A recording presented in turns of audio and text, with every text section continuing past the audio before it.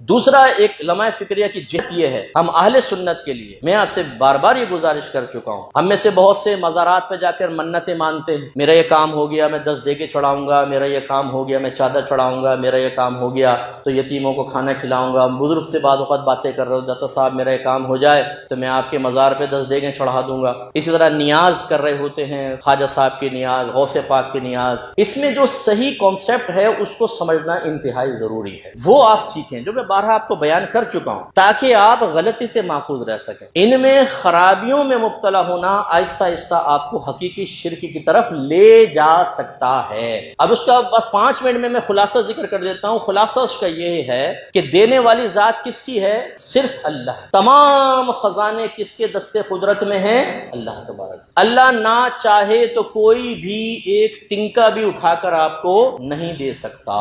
اللہ تعالیٰ ہی سب کچھ کرنے والا، وہی حقیقتاً مشکل کشا ہے، وہی ہمارے مسائل کا حل کرنے والا، وہی ہادی ہے، وہی ہمارا نگہبان ہے۔ یہ عقیدہ مضبوط کر لیں۔ منت مانی جاتی ہے اللہ تبارک و تعالیٰ کی بارگاہ، یہ ذہن میں رکھ بس۔ حقیقتاً منت اللہ سے ہے۔ منت کیا ہے؟ ایک وعدہ۔ آپ عبادت کیا کہ وعدہ کریں، کبھی یہ مشروط ہوتا ہے کبھی غیر مشروط ہوتا ہے۔ مثلا آپ اللہ سے وعدہ کرتے ہیں، اللہ تعالیٰ میں تیری رضا کی خاطر اس سال رمضان کا اعتکاف کروں گا۔ اگر آپ نے یہ الفاظ زبان سے ادا کیے تو آپ پر اس سال کے رمضان کا اعتکاف واجب ہو جائے گا۔ یہ منت شرعی کہلاتی ہے۔ یہ غیر مشروط اور کبھی مشروط ہوتا ہے، اللہ تعالیٰ اگر مجھے صحت حاصل ہو گئی تو میں 2 رکعت نفل پڑھوں گا، صحت حاصل ہو گئی تو 4 روزے رکھ لوں گا۔ یہ جائز ہوتا ہے اللہ سے ایسا وعدہ کرنا۔ اس میں جب آپ کا کام ہو جائے گا تو پھر آپ کو وہ منت پوری کرنی ہوتی ہے۔ یہ ہے شرعی منت کا مفہوم بس۔ باقی جو بزرگوں کے مزارات پہ جا کر کہہ دیتے ہیں یہ شرعی منت نہیں ہے، یہ عرفی منت کہلاتی ہے۔ عرفی کا مطلب ہمارے عرف میں رائج ہو گئی، اس کا شریعت سے حقیقتاً تعلق کوئی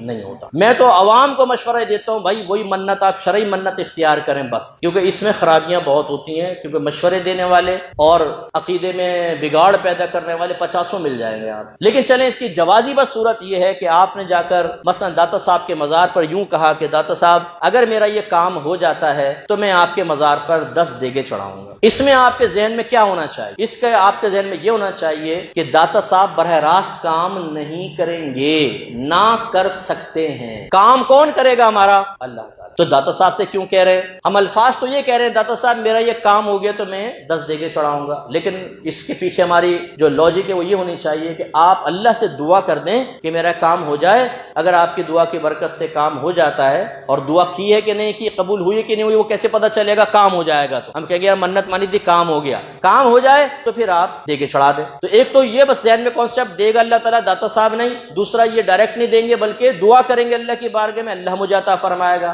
تیسری بات یہ ہے کہ جو کھانا کھلائیں گے وہ داتا صاحب کے لیے نہیں ہوگا، نہ داتا صاحب کا قرب حاصل کرنا مقصود، نہ داتا صاحب ثواب دیں گے، نہ داتا صاحب کو خوش کرنا مقصود۔ وہ کھانا صرف کس کے لیے ہوگا؟ وہ اللہ کے لیے ہوگا، اللہ تعالیٰ کو راضی کرنا مقصود، اللہ ہی ثواب عطا فرمائے گا بس۔ اسی لیے فقہاء نے واضح طور پہ لکھا کہ منت عرفی میں اگر آپ مقام متعین کر بھی دیتے ہیں وہ مقام متعین نہیں ہوگا۔ مثلا آپ نے کہا داتا صاحب میں آپ کے مزار پہ 10 دیگیں چڑھاؤں گا، کام ہو جائے، کام ہو جائے، ادھر 10 دیگیں چڑھانا لازم نہیں ہے، آپ اپنے محلے میں 10 دیگیں پکا کے کھلا دیں لوگوں، کیونکہ آپ نے ان کے لیے تو نہیں کھلائی نا، یہ تو اللہ کے لیے تھی، اور اللہ تعالیٰ کے لیے آپ کہیں پر بھی کھلائیں گے وہ اللہ کے لیے کھانا کہلائے گا۔ داتا صاحب کے مزار پہ ضروری نہیں ہے۔ ایک اس میں لاسٹ چیز، آپ نے منت مانی، داتا صاحب کے مزار پہ کام ہو گیا، آپ نے دیگیں نہیں چڑھائی، چادر نہیں چڑھائی، اب آپ کے کام بگڑنا شروع ہوئے، ایکسیڈنٹ ہو گیا، گھر میں چوری ہو گئی، فوراً لوگ کہیں گے تم نے وہ منت پوری کی تھی کہ نہیں کی؟ نہیں، اسی کو تو وبال ہے سر۔ داتا صاحب ناراض ہو گئے، یعنی داتا صاحب گن لے کے بیٹھے ہمیں کس نے منت پوری کس نے نہیں، ابھی تم نے اس نے نہیں کی، بیٹا مارو، ایکسیڈنٹ کرواؤ، گھر میں بے برکتی کرواؤ۔ یار تمہارا دماغ خراب ہے۔ وہ بزرگ ایسے ہیں کہ وہ بددعائیں دینا شروع کر دیں گے، میں منت پوری نہیں کی، بددعائیں دے رہا ہوں میں۔ کوئی یہ کنیکشن ہم ملاتے ہیں آپس میں، یہ ہم ملاتے ہیں، جاہل ملائے گا کنیکشن، نہیں ہوتا اس سے کچھ بھی۔ آپ منت عرفی پوری نہ کریں، بزرگ ناراض نہیں ہوں گے، ان کے لیے کوئی کی تھی آپ نے، نہ آپ نے اللہ سے براہ راست وعدہ کیا تھا، وہ پوری کرنا واجب ہی نہیں ہے آپ پر، اس کا کوئی وبال نہیں ہوتا۔ ہاں آپ نے وعدہ کیا، چلے کر لیں، اچھی بات ہے، میں نہیں کہہ رہا ہوں کہ بغاوت پر آ جائیں کہ نہیں کرتا ہوں، کر لیں، لیکن کوئی واجب نہیں ہے، اور نہ پورا کریں تو کوئی وبال نہیں ہوتا ان کا۔ یہ ہے جو بنیادی ایک کانسیپٹ ہوتا ہے۔ ٹائم چکے ہو گیا، نیاز کرے گا وہ میں آپ کو نیکسٹ ٹائم سمجھاؤں گا، اگر غور کریں گے تو اسی پر نیاز کا بھی ساری تفصیل ہے۔ یہ تفصیل دلیل ذہن میں ہو پھر تو صحیح ہے، لیکن عوام الناس سے پوچھ کر دیکھیں، ایک بولے گا میں جا رہا ہوں، وہ چادر کی منت مانی ہے داتا صاحب کی، صرف اتنا پوچھ لے گا چادر چڑھانا کیا ہے، واجب ہے، فرض ہے، اس سے صاحب مزار کو فائدہ ہوگا، تجھے فائدہ ہوگا، کیوں چڑھاتے ہیں بتا ذرا؟ جواب دے دے تو فقیر کا نام بدل دیجیے گا آپ، اگر صحیح جواب تو دے گا، لیکن ہوگا اوٹ پٹانگ جواب، بالکل خود نہیں پتا ہوگا، بڑا لاجک لائے گا نا، جیسے صندوق کھول کر خاندانی نسخہ نکالا ہے، بھائی اس میں نا یہ ہوتا ہے، جب چڑھاتے ہیں نا وہ جو کھڑے ہو جاتے ہیں تو چادر آئی ہے اور فیض جاری کرنا شروع، تم نے دیکھا ہے یہ بالکل ویسے ہی ہے جیسے بچہ چھوٹا منا سا مسکرائے نا تو مائیں کیا کہتی ہیں، اسے نا خواب میں پری نظر آ رہی ہے۔ تمہیں کس بچے نے بتایا تھا کہ بھئی بڑے ہونے کے بعد کہ میں نے خواب میں نا اس میں بچپن میں دودھ پیتے ہوئے پری کو دیکھا تھا؟ ہم پری دیکھتے ہیں، یہ کس نے بتا دیا؟ یہ ہم ملاتے ہیں کنیکشن آپس میں۔ اللہ تعالیٰ سمجھ کے توفیق عطا فرمائے۔